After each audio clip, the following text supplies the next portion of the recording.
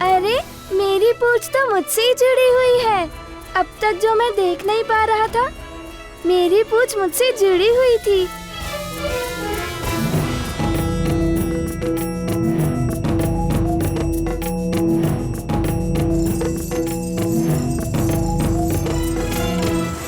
देखो, अब तुम मुझसे कभी नाटक नहीं करना।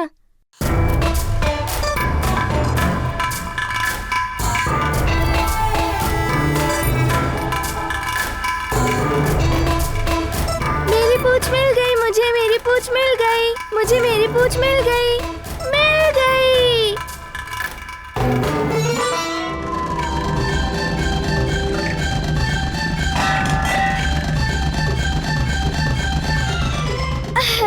समझ गए? अभी तुम कहीं पे छुपना मत, ये मेरा आदेश है और मेरा आदेश तुम्हें मानना ही होगा, क्योंकि तुम मारुति की पूंछ हो। क्या तुम सच में मेरी पूंछ हो?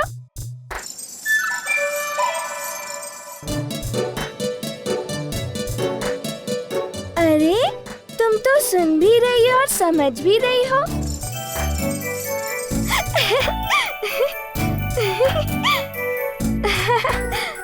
अच्छा, तुम्हें तो बोलना भी आता है और तुम लंबी भी हो और सुंदर भी। वो तो होना ही है क्योंकि तुम मारुति की पूंछ हो। बहुत अच्छे, बहुत अच्छे। अब मैं भी तुमसे अपने सारे काम करवाऊंगा, जैसे सभी अपनी अपनी पूंछ से अपना काम करवाते हैं, बिल्कुल वैसे ही। हाँ, तुम्हें भी मेरा कहना मानना होगा, मानना ही होगा जैसे सबकी पूंछ उनका कहना मानती है।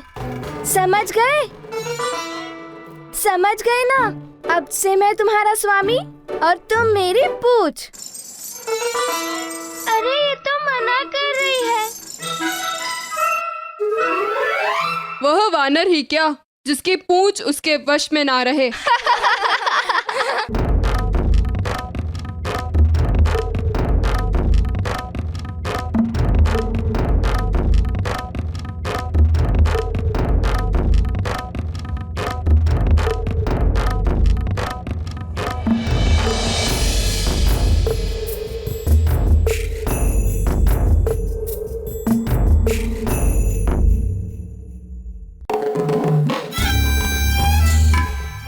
अब इससे कार्य करवाता हूँ।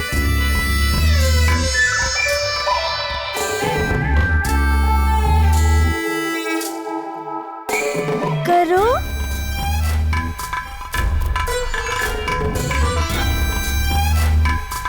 अरे शीघ्र ही। अरे मैं कोई ठिठोली नहीं कर रहा हूँ। चलो अभी आवरण को ठीक करो। चलो, तुम अपने स्वामी का कहना नहीं मानती? क्यों नहीं मानती?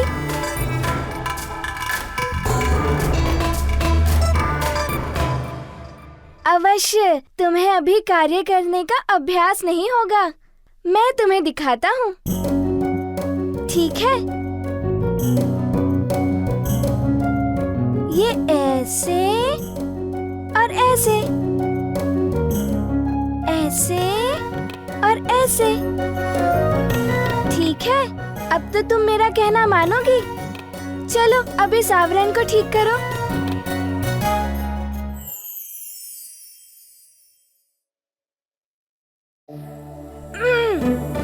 मैंने अभी तो तुम्हें अभ्यास करवाया, तो तुम मेरा कहना क्यों नहीं मानती?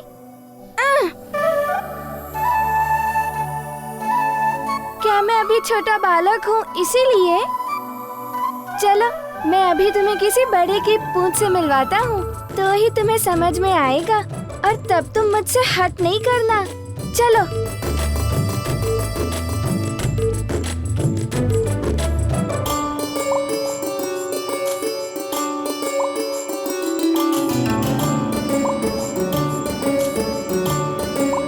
अरे वाह, इसकी पूंछ तो कितना काम करती है। पूंछ तो मुझसे हट करती है। तुम कहाँ गई? सुनो तो। मेरी पूंछ और मेरे साथ ही ऐसा, ये ठीक नहीं है। कुछ तो करना पड़ेगा, नहीं तो मैं सबसे पीछे रह जाऊंगा।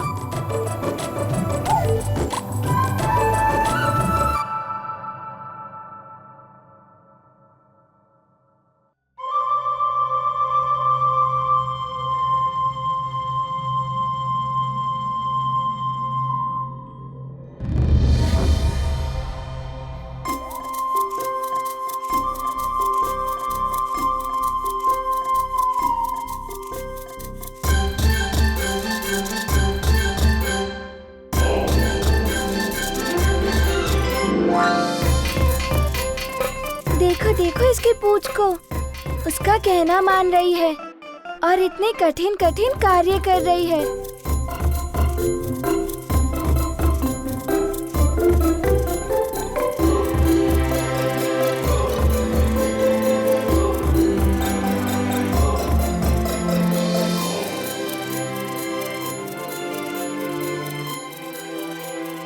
तुमने देखा ना उन्होंने क्या किया? बिल्कुल वैसे ही करना।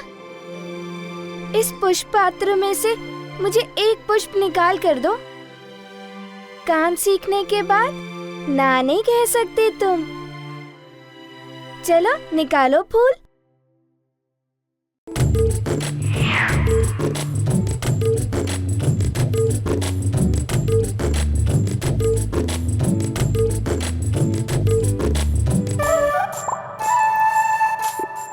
शीघ्र करो। अरे मैंने तो एक पुष्प उठाने को कहा था, पूरा पुष्प पात्र उठाने को नहीं कहा था। छोड़ो छोड़ो ना। अरे कहीं गिर गया तो टूट जाएगा। छोड़ो उसे। अरे छोड़ो इसे। छोड़ो छोड़ो।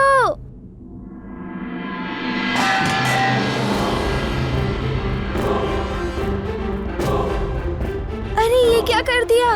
पूरा पुष्प पात्र ही तोड़ दिया। अब मुझे माँ की डांट अवश्य ही सुननी पड़ेगी।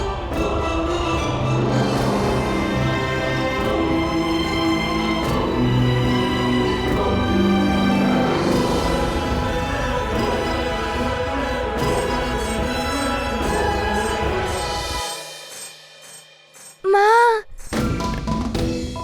अब क्या करूं?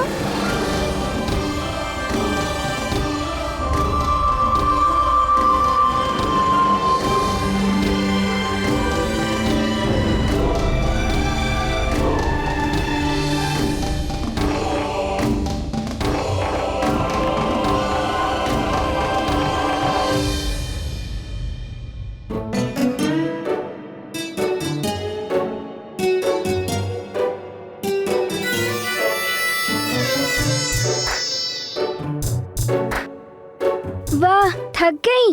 बिना काम किए थक गई। तुम्हें पाठशाला भेजना ही पड़ेगा।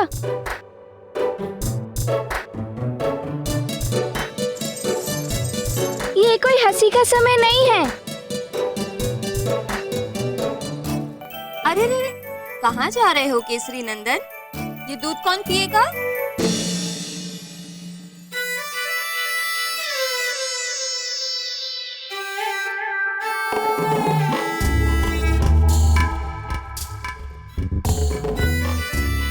इस कक्ष की ऐसी दयनीय दशा किसने की? ऐसा क्या भूचाल आया यहाँ? अब बताओ, क्या मैं बता दूं तुम्हारा नाम माँ को? माँ, ये मारुति ने किया है। मारुति ने किया? पर क्यों? माँ, आपके पुत्र को उसकी पूंछ मिल गई, इसीलिए वो आज बहुत प्रसन्न है। और उसकी प्रसन्नता देखकर आप भी प्रसन्न होंगी ना माँ? नहीं,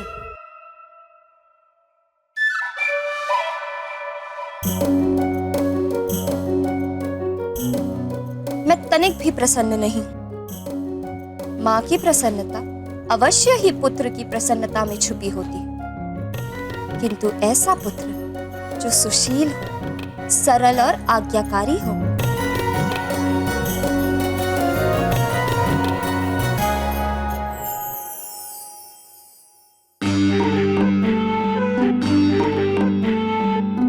किंतु माँ, मैं तो आपका पुत्र हूँ ना।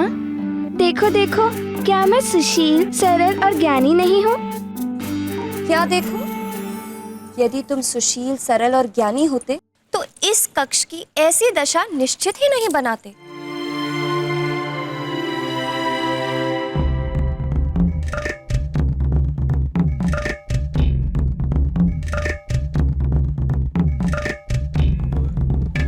रुष्ट हो जाने से कोई बात नहीं बनेगी। अब जब तुम इस कक्ष को पुनः व्यवस्थित करोगे, तब तुम्हारी माँ अपने प्यारे पुत्र से बात करे।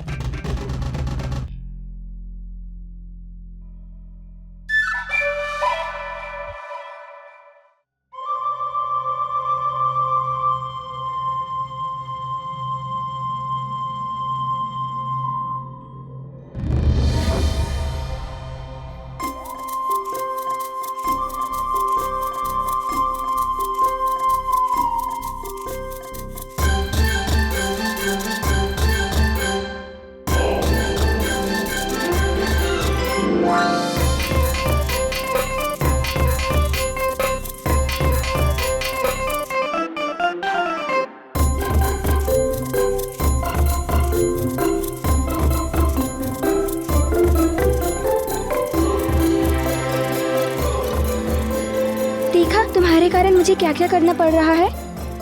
और मैं कभी रुष्ट नहीं होती थी मुझसे, और देखो आज तुम्हारे कारण वो मुझसे रुष्ट हैं।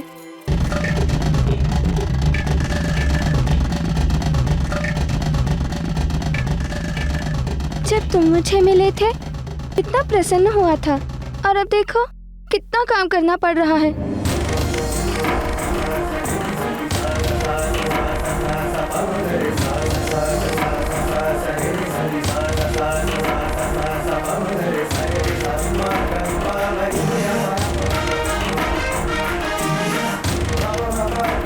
माँ, अब तो आप मुझसे रुष्ट नहीं हो ना।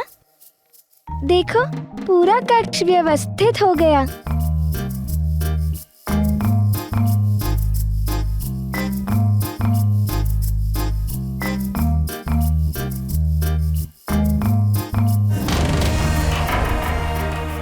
नहीं, बिल्कुल नहीं।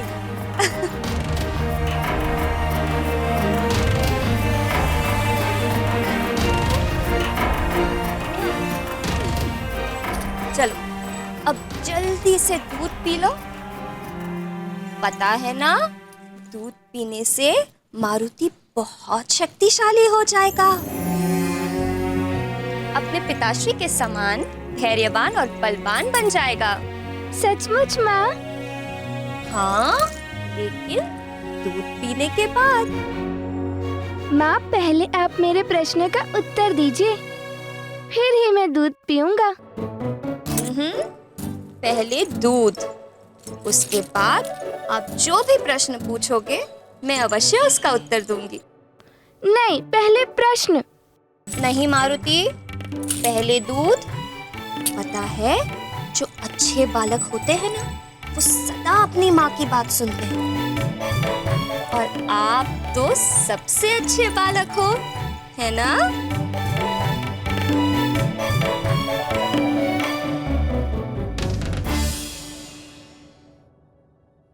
माँ भी कभी कभी बालकों की तरह हट करती हैं।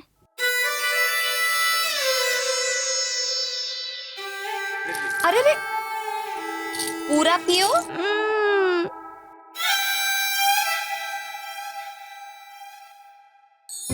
दूध बालक के मस्तिष्क और उसके शरीर के विकास के लिए अति आवश्यक है। संतान को सही दिशा और व्यवहारिकता बताने का धर्म माता पिता का ही होता है। जैसे किसी कोमल लता को सहारा देकर उसे दिशा देते हैं और वह आगे बढ़कर फलती फूलती है। समझ रहे हो ना? किसी भी बालक को अपने जीवन की महत्वपूर्ण शिक्षा बाल्यावस्था में ही सीख लेनी चाहिए। तभी वह लंबी अवधि तक स्मरण रहती है और बालक के सारे रास्ते सरल हो जाते हैं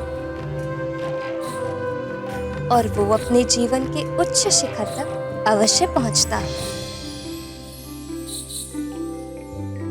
समझ गए ना? चलो अब शीघ्रता से दूध पी लो।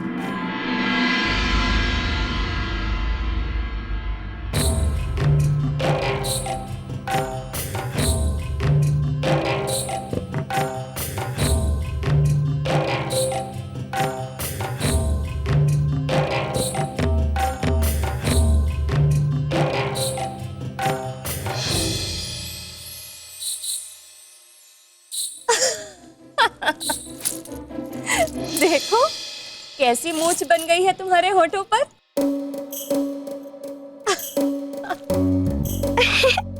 अच्छा माँ, मेरे होठों के ऊपर मूंछ है। किंतु माँ, आप ये बताओ मैं पाठशाला कब जाऊंगा? पाठशाला? पाठशाला तो आप तब जाओगे जब आप बड़े हो जाओगे। अभी तो आप बहुत छोटे हो। पर माँ, आपने ही तो कहा कि मेरे होठों के ऊपर मूंछ है, तो अब मैं छोटा बालक कहाँ रहा?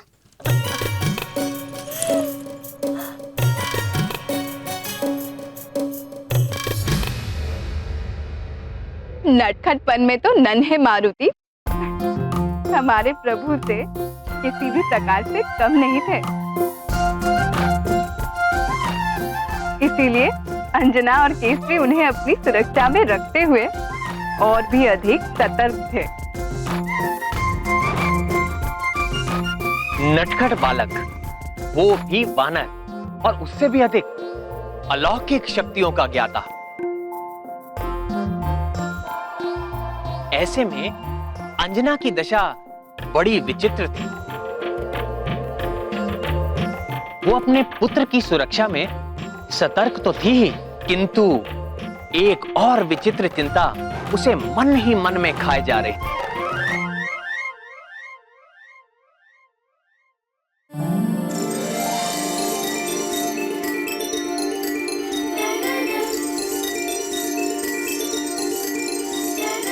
पाठशाला गए बिना ये ना समझ कुछ सीखेगी कैसे? इसे तो पाठशाला भेजना ही पड़ेगा।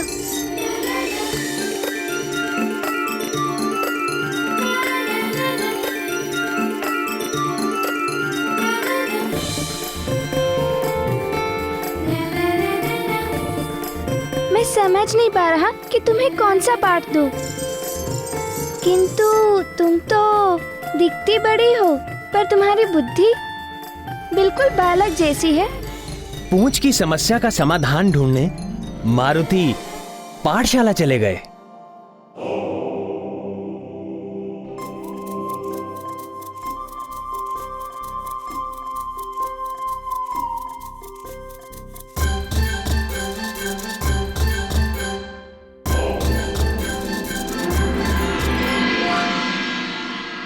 प्रातः निद्रा से जागने के पश्चात और भू पर पैर रखने के पूर्व भू देवी से क्षमा मांगनी।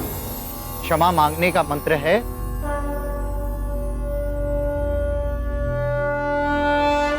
समुद्र वसने देवी पर्वत स्थन मंडिते।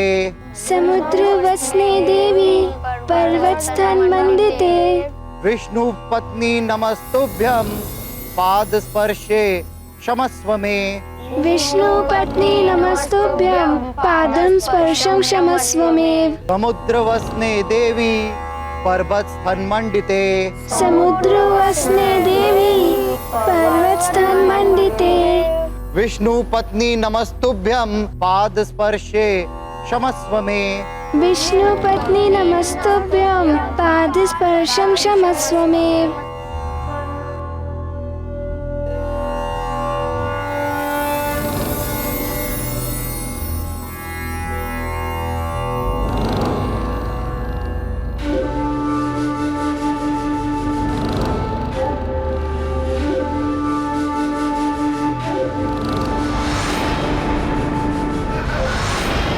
अवश्य ही मेरे बिना रह नहीं पा रहा है। बेचैन है तू। अब मेरे मुंह में आकर ही चैन मिलेगा तुझे।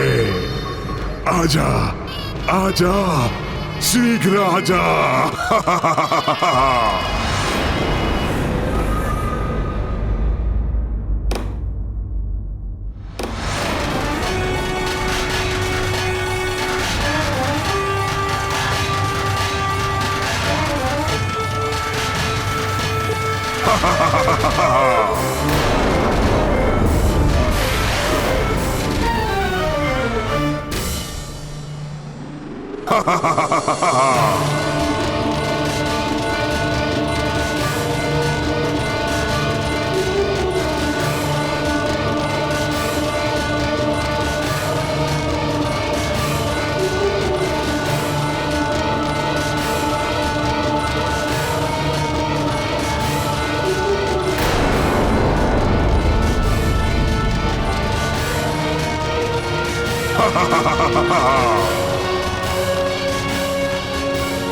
बचाओ, बचाओ,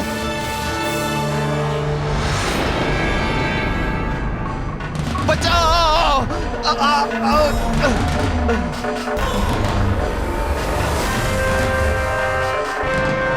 बचाओ। केसरी पुत्र, तेरी भी यही दशा होने वाली है।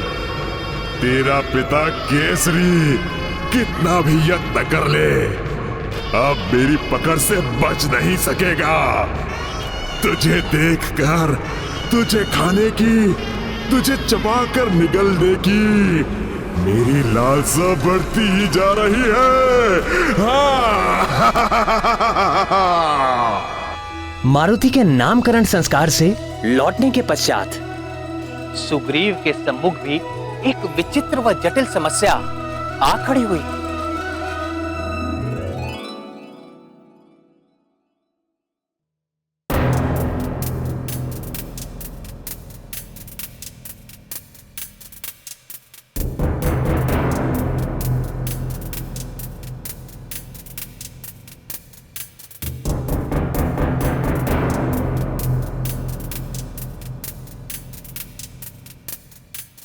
चलो भैया, आज पुनः गदा अभ्यास हो जाए।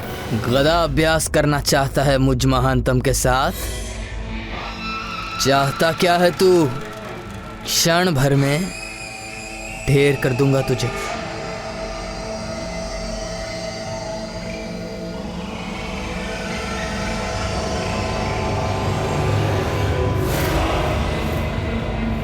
अभी गदा अभ्यास का आभास कराता हूं।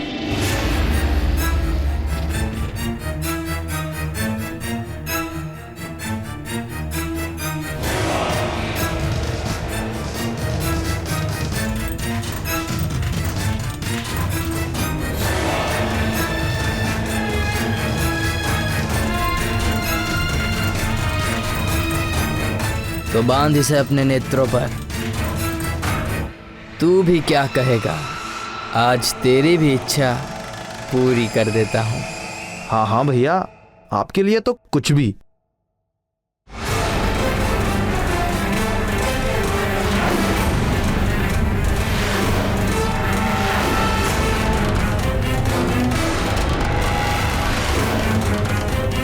तैयार हो, किंतु सावधानी अवश्य रखना। मैं अपने प्रहार में कभी भी कंजूसी नहीं करता। हाँ हाँ भैया, तैयार हूं।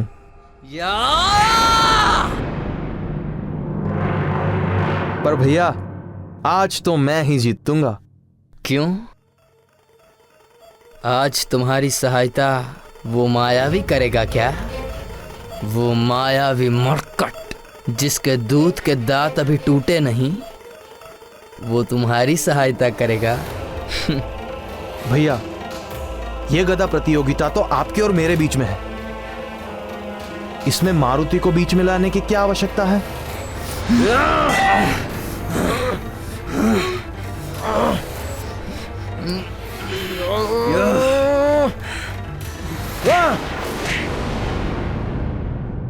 उस मरकट को बीच में तुम ला रहे हो सुग्रीव?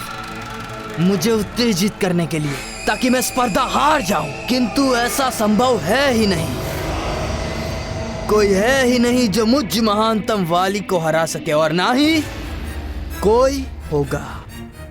स्मरण रखना, मरकट के आने के बाद तुम बदल गए हो सुग्रीव। आज से पहले तुमने मेरा कहना कभी नहीं टाला था, मुझ पर कभी अविश्वास नहीं किया था, पर आज पहले जैसी बात नहीं रही। मैं बदला नहीं हूं भैया।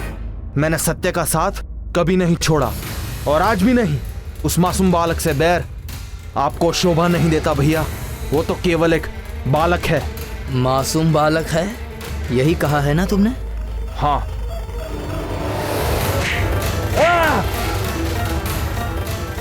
उस मासूम को याद कर आपका मुझ पर गदा प्रहार और क्यों बढ़ जाता है भैया?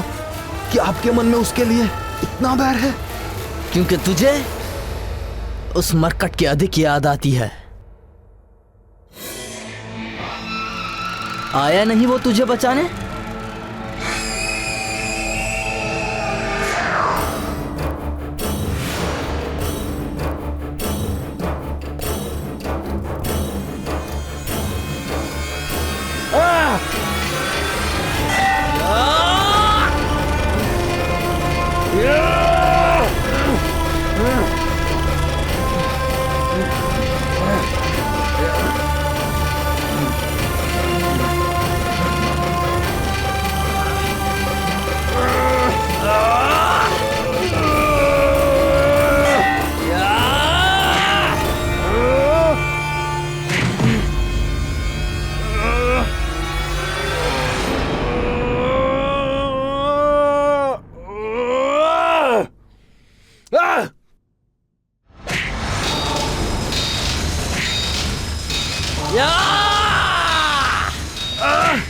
भैया, भैया रुक जाइए भैया।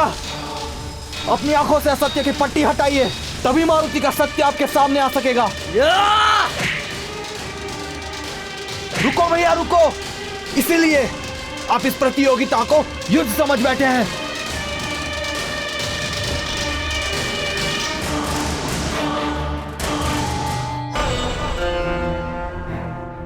ये मैंने क्या कर दिया? उठो सुग्रीव, उठो सुग्रीव, उठो सुग्रीव। मैं तुम्हें मारना नहीं चाहता था, किंतु मुझ पर संदेह कर करके तुम मुझे बार बार क्रोध दिला रहे हो।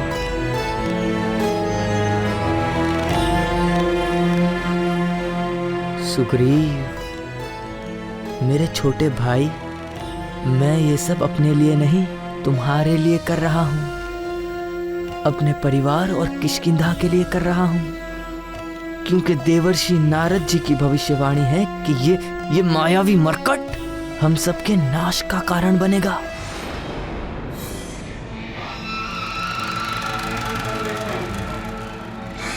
आपकी बातें सुनता हूं तो भैया बिल्कुल भी असत्य प्रतीत नहीं होती, किंतु जब बालक मारुति को देखता हूं तो मुझे वो मायावी नहीं लगता। मुझे नहीं लगता कि वो हमारे नाश का कारण बनेगा।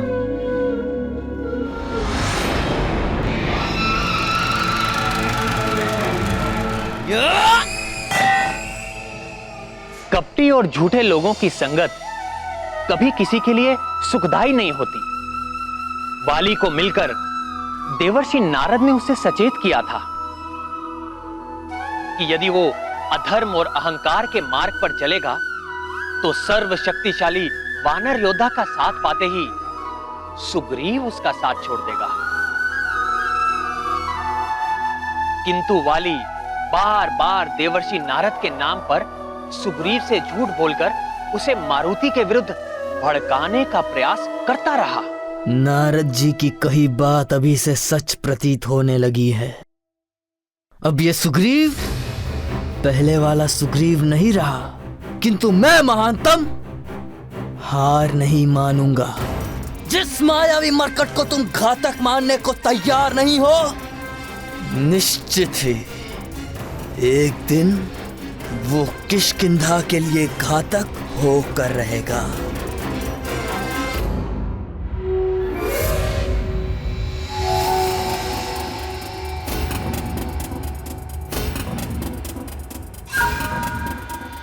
मैं वर्तमान में जीता हूं भैया। भविष्य किसने देखा?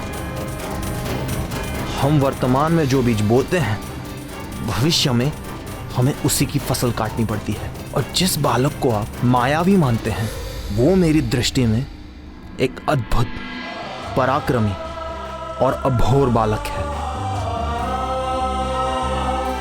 एक क्षण रुकिए भैया, मैं आपके मार्ग में कभी नहीं आऊंगा, किंतु यदि आप मारुति को नुकसान पहुंचाने का तनिक भी प्रयास करेंगे तो मैं सुग्रीव सदा उसकी ढाल बनकर सामने मिलूंगा।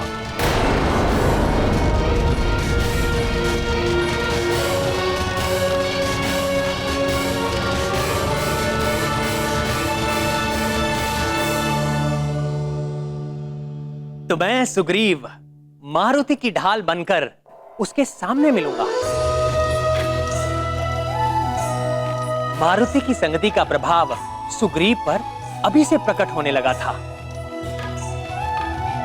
अब वो अपनी आंखें मूंदकर वाली की हर बात का विश्वास नहीं करता, बल्कि अपनी बुद्धि विवेक से विचार करने के बाद ही निर्णय लेता था। और पुनः मारुति के साथ क्या हुआ?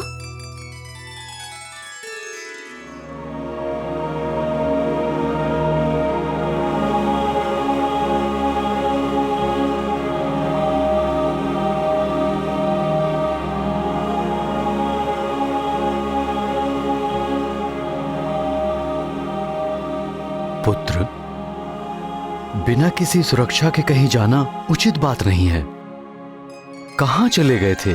पिताश्री, मैं पाठशाला गया था। मारुति के अकेले पाठशाला जाने से चिंतित हैं। पाठशाला के पास तो वृक्षासुर का निवास है।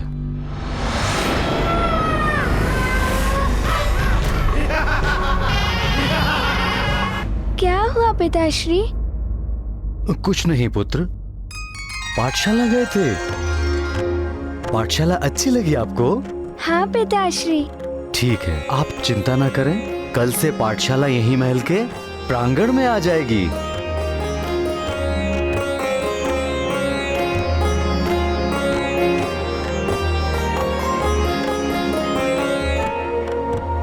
ओम भूर्भुवः स्वः तत्सवितुर्वरेण्यं भर्गो देवस्य धीमहि धियो यो न प्रचोदयात्।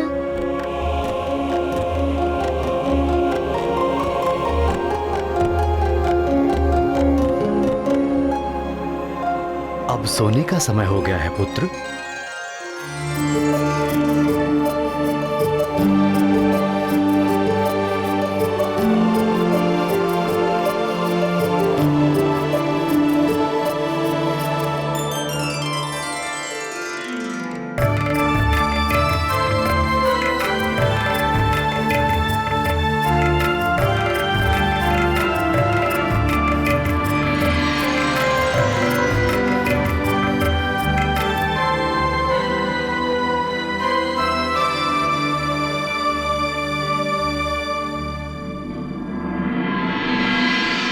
वानर ही क्या, जिसकी पूंछ उसके वश में ना रहे।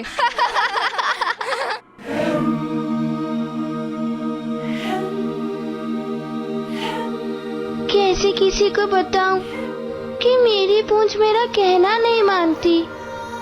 उससे कहता कुछ हूँ और वो करती कुछ है।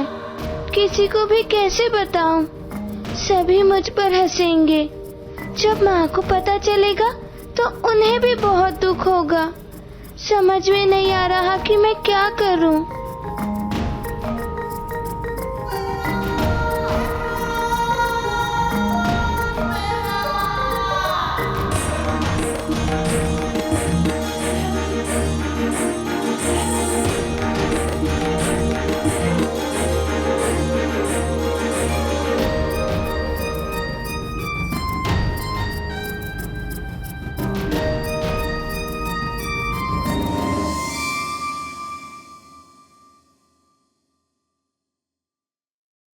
क्या हुआ पुत्र, नींद नहीं आ रही क्या? नींद कैसे आएगी पिताश्री? मुझे लोरी सुननी है। हाँ, लोरी तो तुम्हारी माँ सुनाती है ना। मैं अभी उन्हें बुलाता हूँ। अंजने, यहाँ शयन कक्ष में आ जाओ।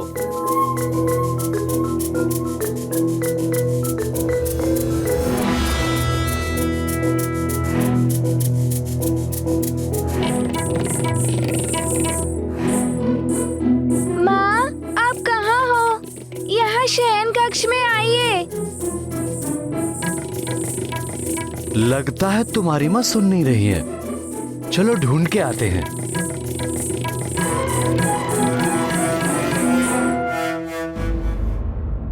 अंजने, माँ, आप कहाँ हो? माँ, अंजने, माँ, अंजने कहाँ हो प्रिय? माँ, माँ, माँ, आप कहाँ हो? माँ,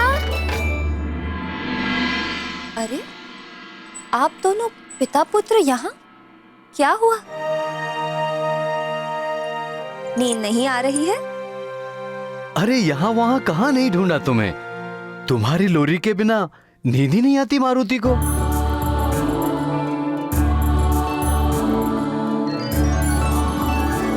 दो क्षण भी मेरे बिना नहीं रह पाए? अच्छा मान, यदि किसी कारणवश लंबी अवधि के लिए मैं तुम सबसे दूर चली गई, तब क्या करोगे? या यदि मुझे कुछ हो ही जाए, तब क्या करोगे?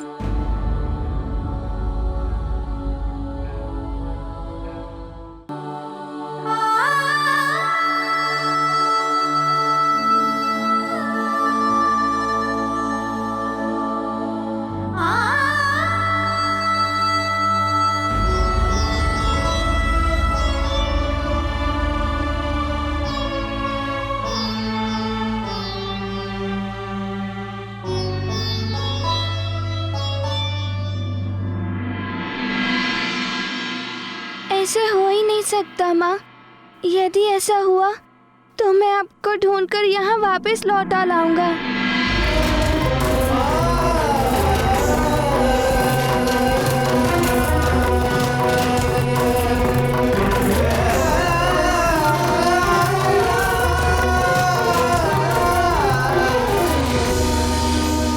हास्य में भी ऐसी बात ना करना प्रिय। पुरुष अकेले सारे संसार पर नियंत्रण पा सकता है, लेकिन जब बात उसके परिवार और संतान के पालन पोषण की आए तो वो विचलित होकर टूट जाता है।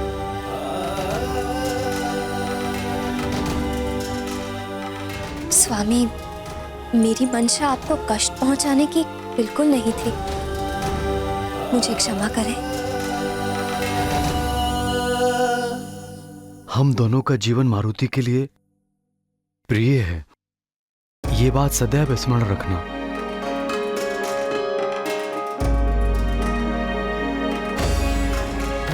माँ चलो ना, मुझे नींद आ रही है। चलो ना माँ, लोरी सुनाओ ना। चलो ना।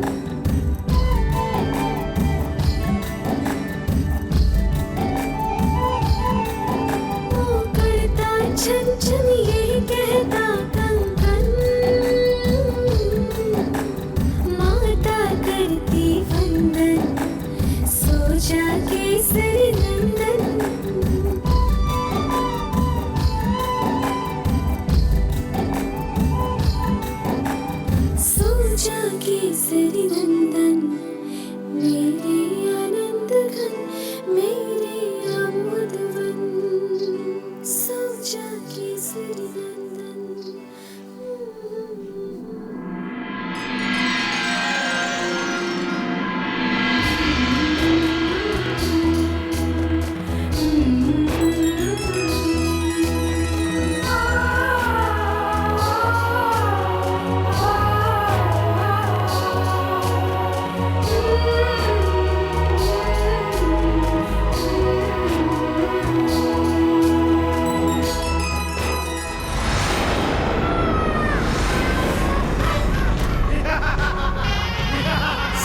राजा केसरी नंदन, मेरे आनंद धन, मेरे आमोदवन, ओ करता छन छन, यही कहता कन कन।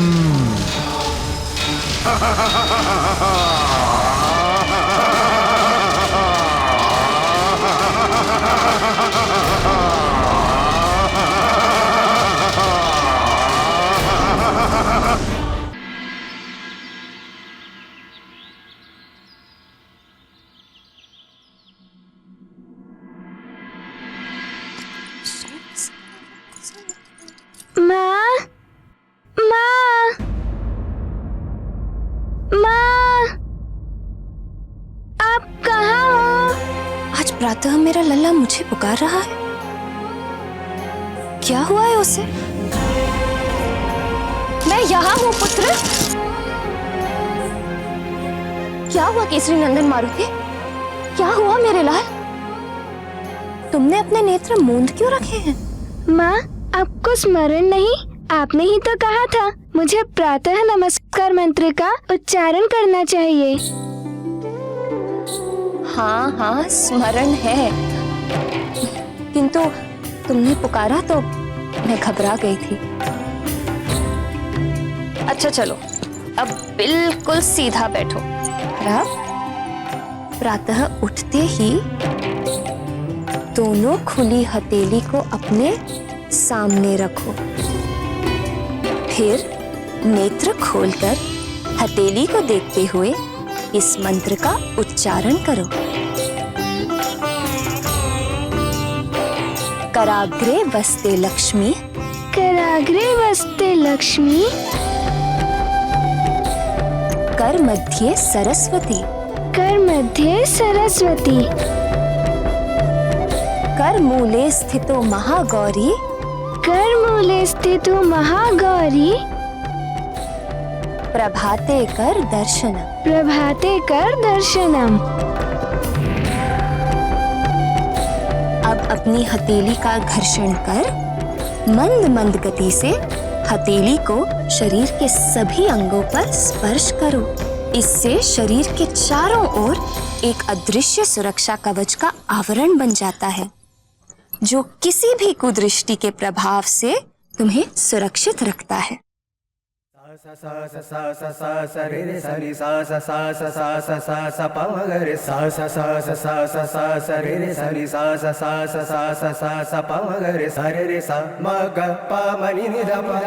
अरे रे नहीं नहीं, ऐसे नहीं। भूमि पर पांव रखने से पूर्व मंत्र उच्चारण करना चाहिए। तत्पश्चात भूदेवी को नमस्कार कर उनसे अवश्य क्षमा मांग लेनी चाहिए। मैं अभ्यास कराती हूँ। भूदेवी से क्षमा मांगने का मंत्र है समुद्र वसने देवी पर्वत स्थन मंडिते विष्णु पत्नी नमस्तुभ्यम पाद स्पर्शे क्षमस्व में। समुद्र वसने देवी पर्वत स्थान मंडितम विष्णु पत्नी नमस्तुभ्यम पाद स्पर्शं क्षमस्व में।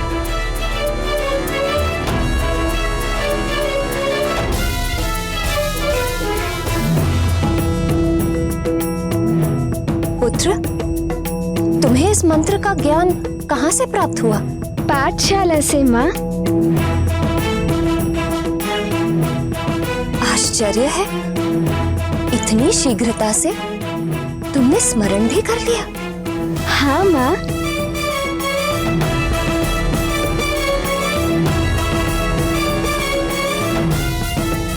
बाल्यावस्था में जीव का चरित्र गीली मिट्टी के समान होता है,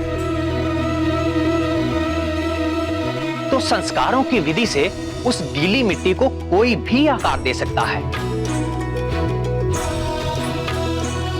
उचित समय पर उचित मात्रा में संस्कारों के जल से सींचा पौधा छाया से भरपूर वृक्ष बनकर अपनी और समाज की उन्नति के लिए सहायक हो सकता है।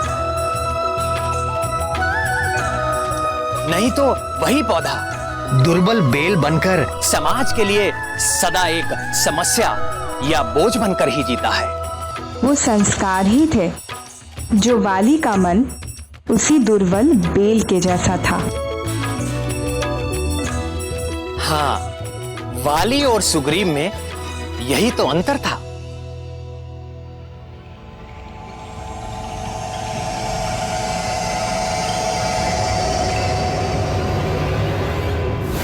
जब सुग्रीव को इस धरती के सबसे शक्तिशाली योद्धा का सहयोग मिलेगा तो तुम्हारी हार होकर रहेगी।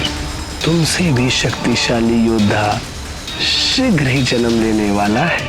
सुमेरु के शासक वानर राज केसरी का होने वाला पुत्र। महर्षि नारद जी की बात कहीं सत्य ना हो जाए। सुग्रीव का मेरे प्रति बदलता व्यवहार कुछ ठीक नहीं लगता। ये सब मायावी मरकट के कारण। आहा, बड़ा शिकार स्वयं चलकर पास आ रहा है।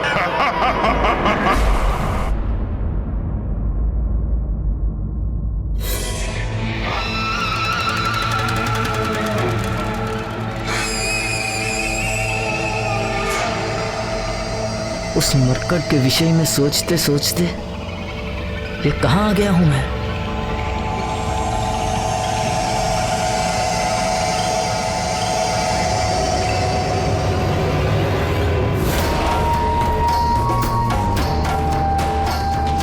अरे ये फल अपने आप कैसे आगे बढ़ रहा है?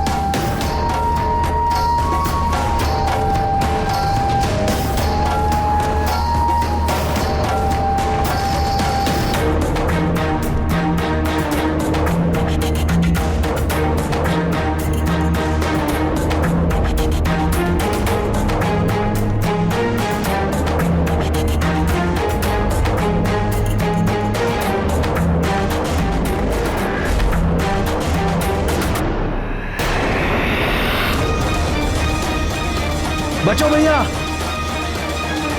तुम यहाँ क्या कर रहे हो?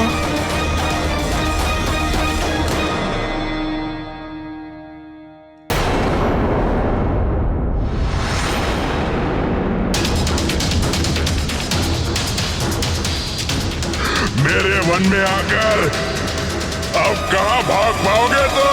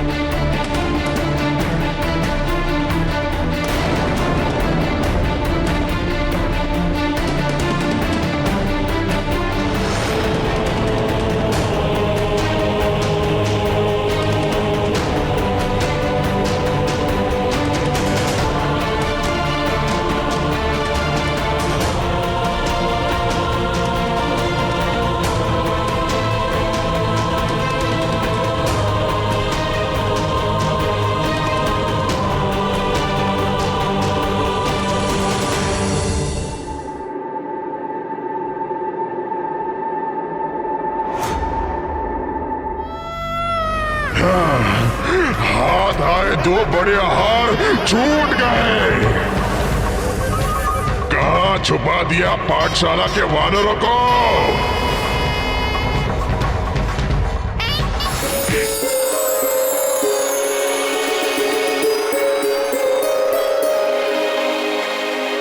प्रणाम प्रणाम महाराज। आपके आदेशानुसार बालकों के लिए पाठशाला की व्यवस्था राजभवन के वाटिका में पूरी हो गई है महाराज।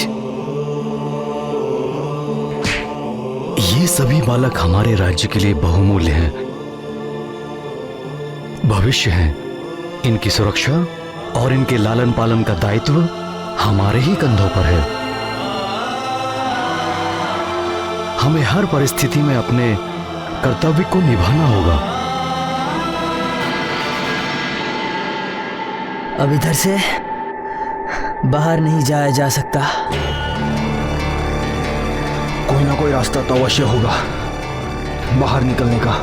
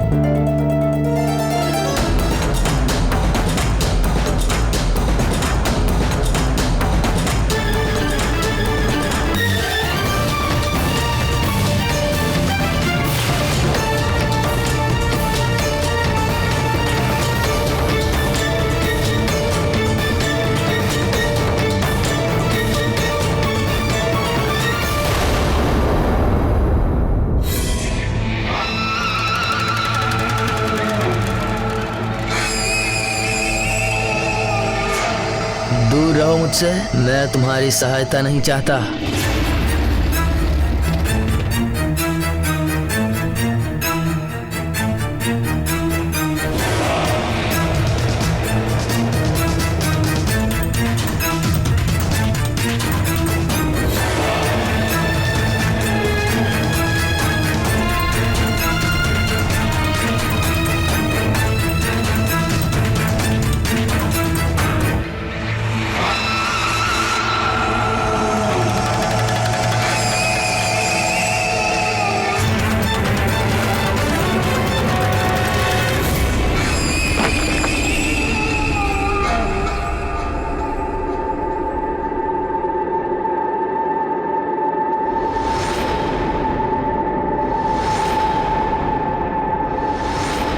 अरे, ये तो हम सुमेरु राज्य की सीमा में आ गए।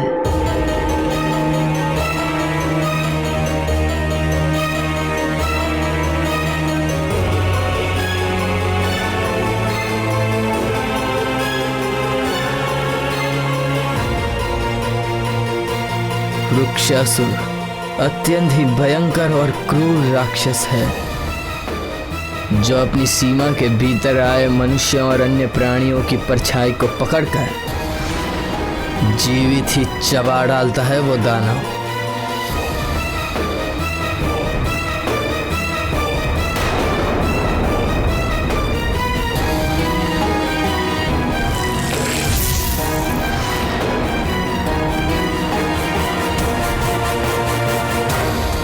हम शमशादन वन की सीमा में कैसे आ गए भैया? मरकट, ये सब उस मायावी मरकट के कारण ही तो हो रहा है। यदि यह गुफा ऐसे ही खुली रही तो किसी दिन कोई ना कोई बालक उस राक्षस की पकड़ में आकर उसका भोजन बन सकता है।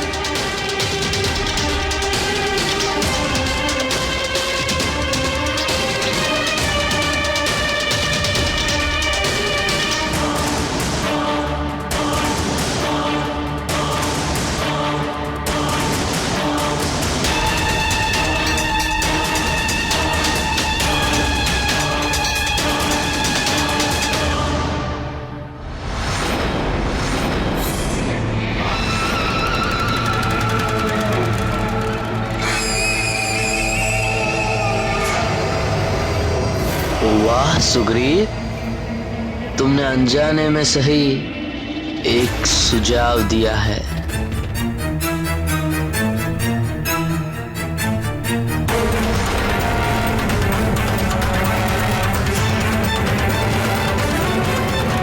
भैया ठहरो, मैं भी आ रहा हूं। आवश्यकता नहीं है मेरे पीछे आने की।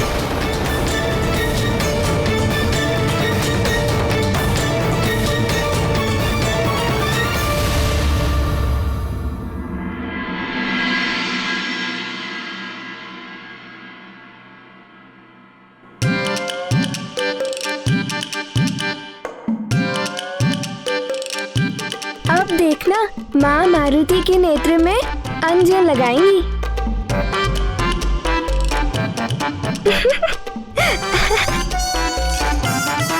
क्या हुआ पुत्र, कुछ कहना है? कुछ नहीं माँ, बस ऐसे ही।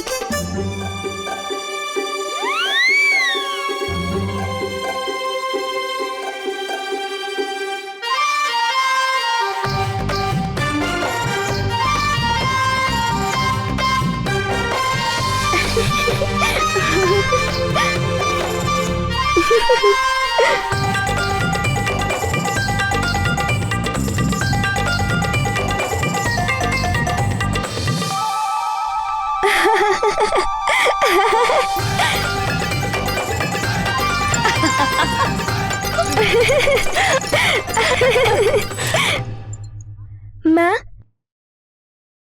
नेत्रों पे अंजन क्यों लगाते हैं?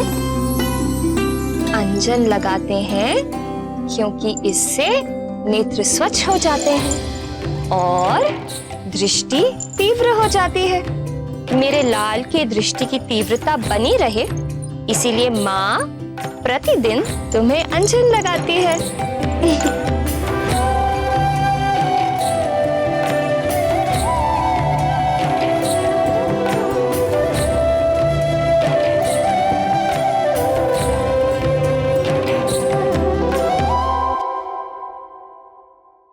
कान के पीछे तो नेत्र नहीं होते, तो वहाँ अंजन क्यों लगाते हैं माँ? ताकि तुम्हें किसी की कुदृष्टि ना लगे। हाँ, तो क्या कुदृष्टि वाले की माँ भी उसे अंजन लगाती होंगी?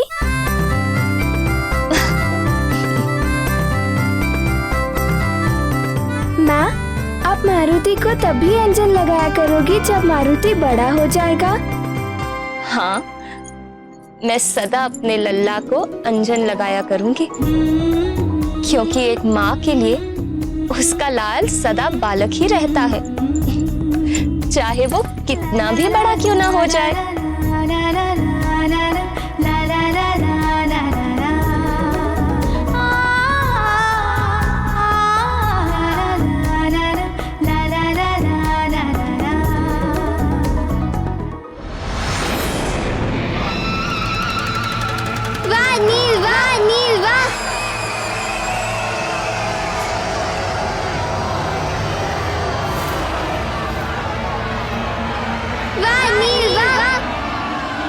आज का दिवस मेरे लिए अवश्य शुभ होगा।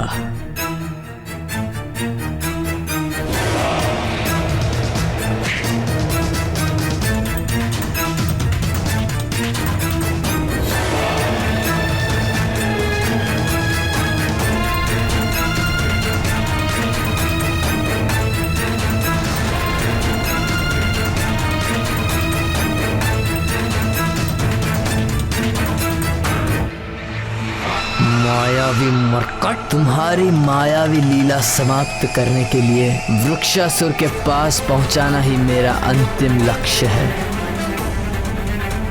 आज मैं महानतम कोई ना कोई उपाय अवश्य ढूंढ निकालूंगा।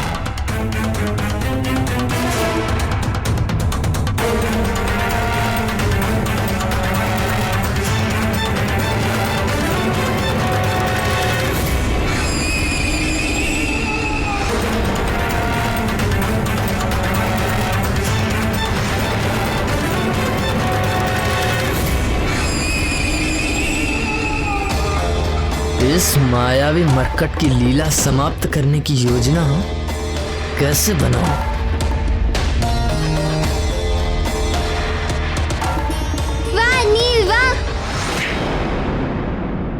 वाह, क्या पछाड़ मारा है। ऐसा बल प्रदर्शन देखने का अपना ही आनंद है।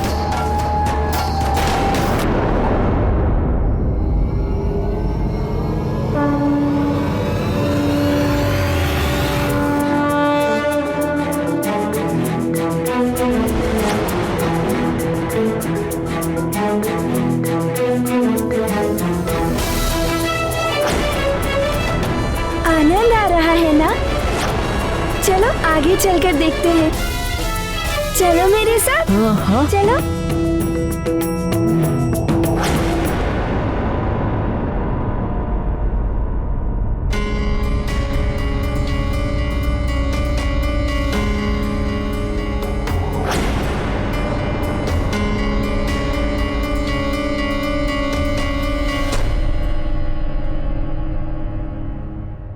आगे क्यों नहीं आ रहे हो?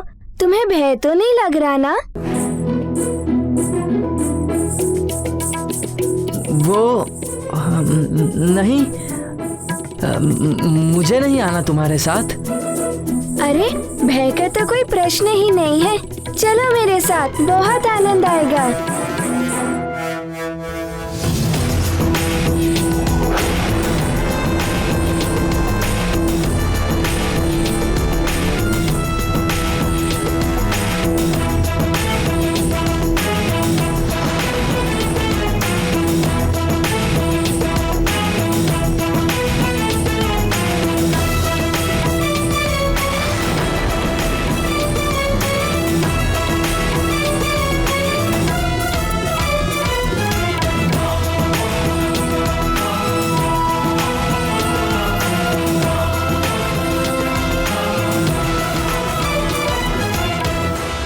जो वाली नित्य ही मारुति से पीछा छुड़ाना चाहता था, उसे मारुति का हाथ पकड़कर चलना पड़ा। यही तो आकर्षण का नियम है। हमारे विचार के कारण ही तो दूसरे मनुष्य हमारी ओर आकर्षित होते हैं। वाली दुष्ट विचार से ही सही, पर हर पल मारुति को याद तो कर ही रहा था। इसलिए वाली को मारुति का ही साथ मिलना था। वाह नील वाह, वाह नील वाह।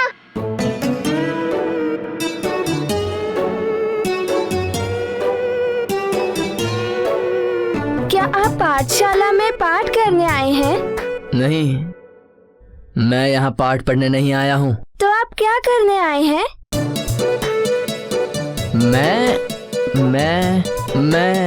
वो मैं क्या कर रहे हैं? बताइए ना।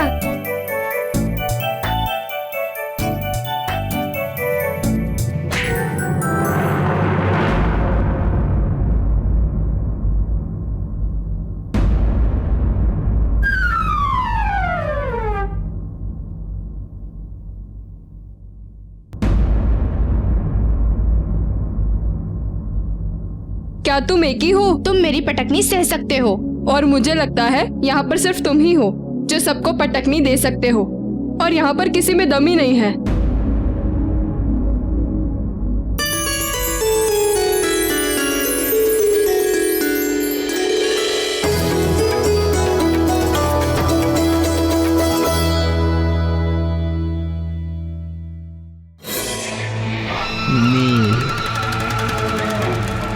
इस बालक में अवश्य ही कोई बात है, किंतु बड़ा भोला लगता है।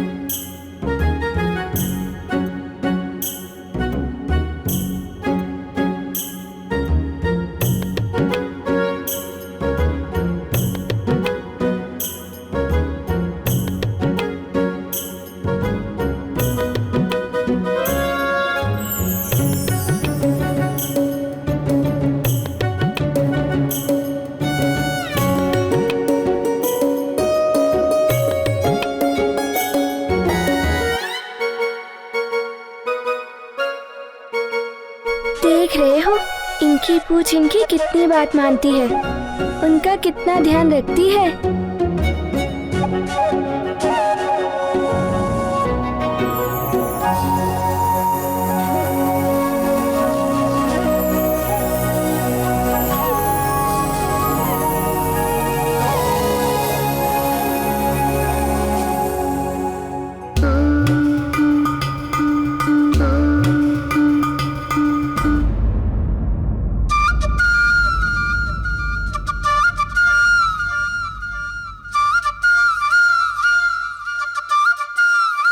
आप पाठशाला क्यों नहीं गए?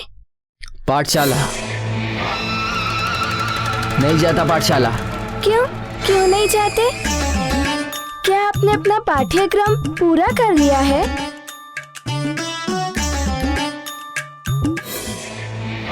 यही उचित अवसर है। क्यों ना अभी ही इसे वृक्षासुर तक पहुंचा दूं? हाथ तो इसने मेरा पकड़ ही रखा है।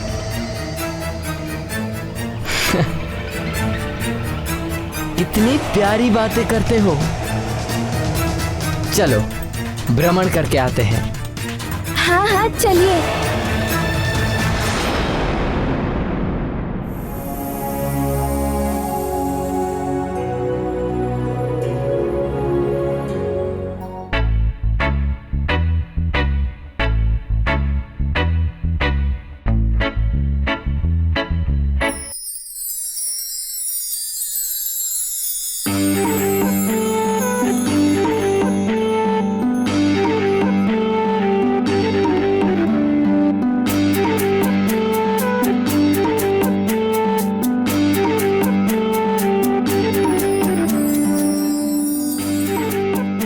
जितने पुष्प तोड़ने हैं तोड़ लो।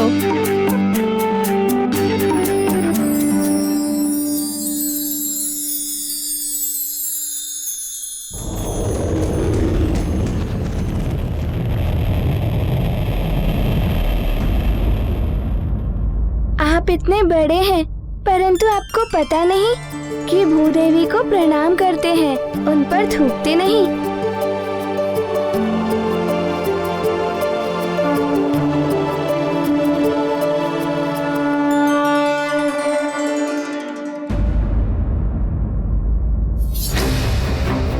यदि किसी ने मुझे इस मायावी मरकट के साथ देख लिया तो संकट आ जाएगी। तत्क्षण यहां से निकल लेना ही उचित रहेगा।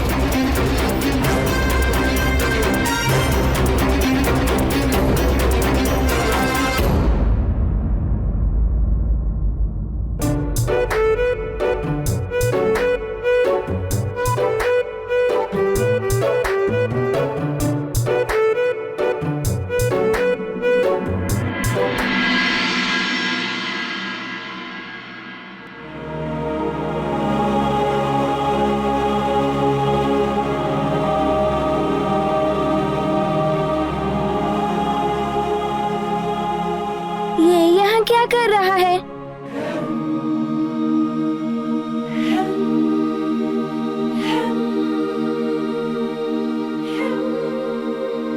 तुम ये क्या कर रहे हो? तुम्हारा नाम क्या है?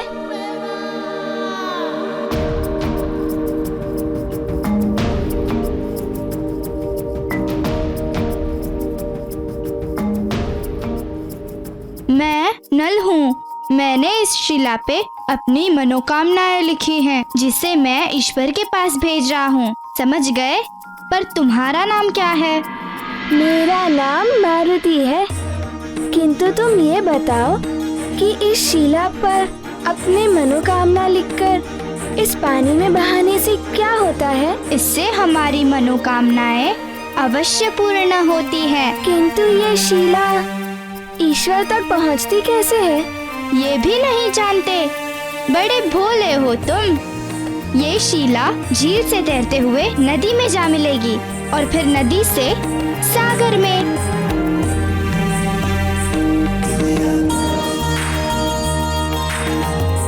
वहीं तो रहते हैं हमारे ईश्वर। ईश्वर हमारी मनोकामना अवश्य पूर्ण करेंगे। क्या मैं भी इस शिला पर अपनी मनोकामना लिखकर ईश्वर तक भेज सकता हूँ? किंतु मारुति को तो लिखना ही नहीं आता, पाठशाला नहीं जाता इसीलिए। क्या तुम मेरी मनोकामना इस शीला पर लिख दोगे? सच में बड़े भोले हो तुम, इतना भी नहीं जानते। अपनी मनोकामना गुप्त रखनी चाहिए, हर प्रकार से गुप्त। ईश्वर के अतिरिक्त किसी को नहीं बतानी चाहिए अपनी बात, तब जाकर ईश्वर हमारी मनोकामना पूरी कर देते हैं। अब क्या करूं? इस नल को तो बहुत ज्ञान है। अपनी पूंछ की समस्या का समाधान इसी से पूछता हूँ। किस सोच में पड़ गए हो मित्र? मित्र? मित्र किसे कहते हैं, ये तो बताओ। इतना भी नहीं जानते? मित्र यानी सखा। सखा वही होते हैं जो तुम्हारे दुख सुख में साथ निभाते हैं, छोटी बड़ी हर बात आपस में बांटते हैं और कभी साथ न छोड़ने का प्रण भी निभाते हैं। समझ गए? अब बताओ किस सोच में पड़ गए थे मित्र?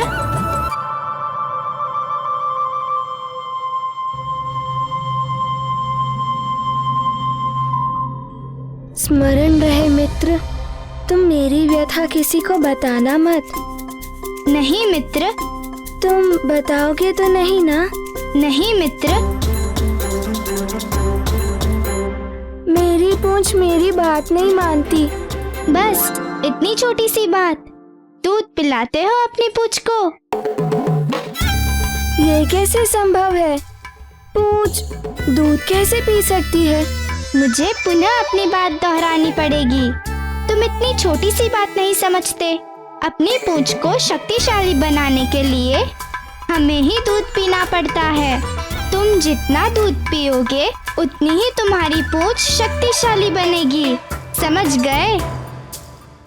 पहले दूध,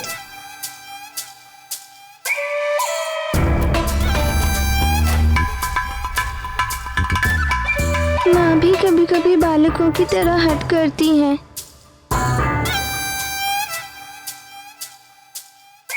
अरे रे, पूरा पियो।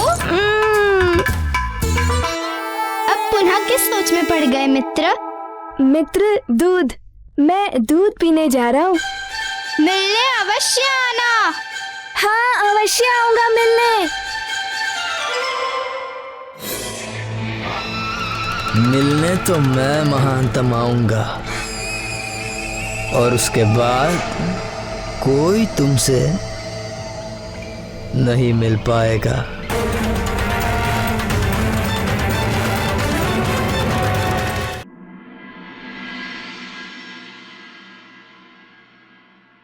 माँ, माँ। हाँ पुत्र। माँ मुझे दूध पीना है।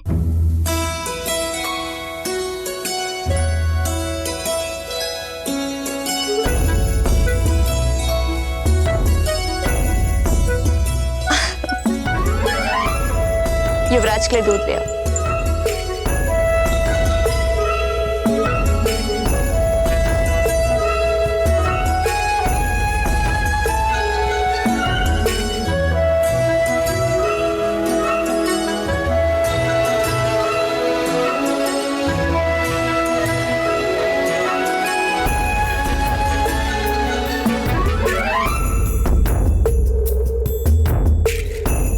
माँ मुझे और दूध चाहिए।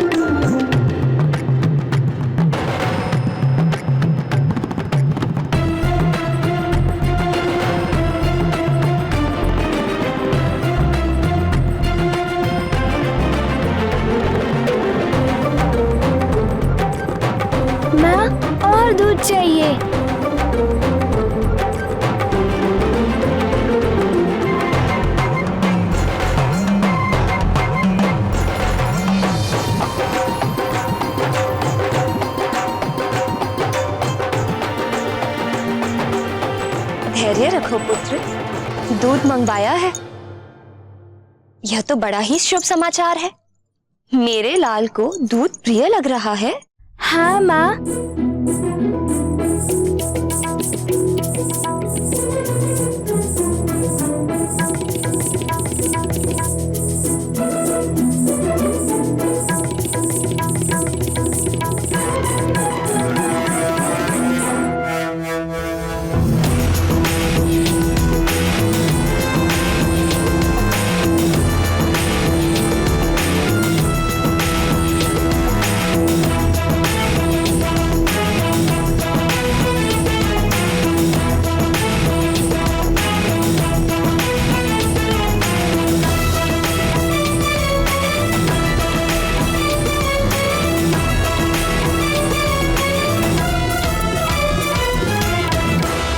माँ, मुझे और दूध चाहिए।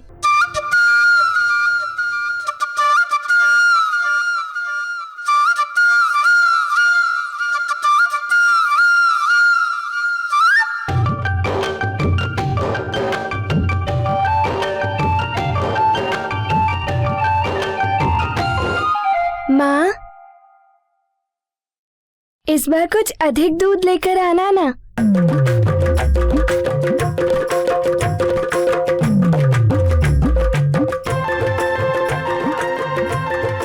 और चाहिए ना?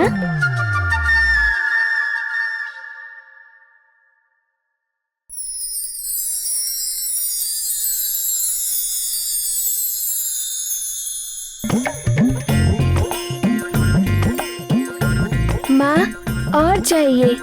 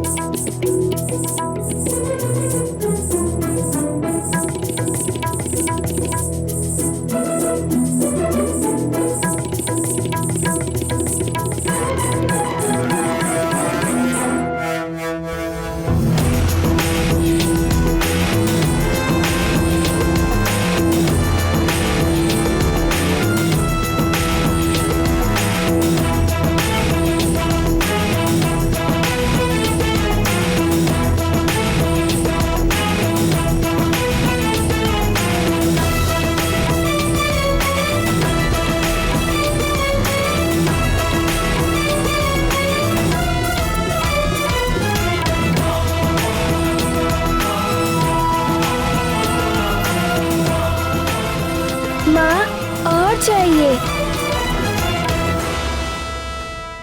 महारानी जी, रसोई में दूध नहीं है। दासी को गौशाला में भेजा है और दूध लाने को।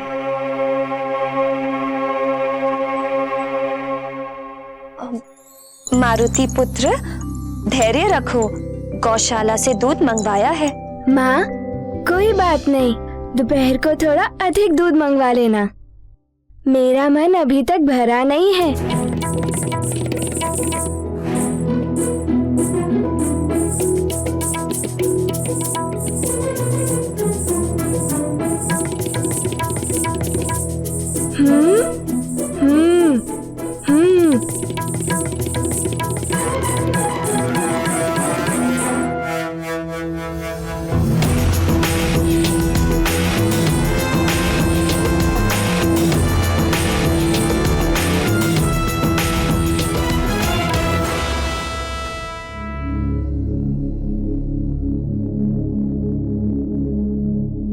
मैं अपनी पूंछ को दूध पिलाकर आया हूँ। तो अब विलंब किस बात का? परीक्षा कर लेनी चाहिए।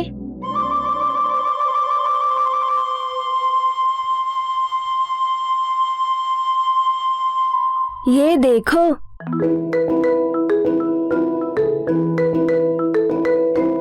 चलो अब जाओ।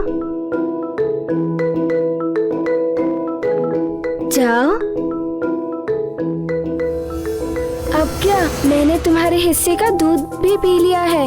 चलो अब जाओ, उस आम के पेड़ से मेरे लिए एक आम तोड़ कर लाओ। जाओ।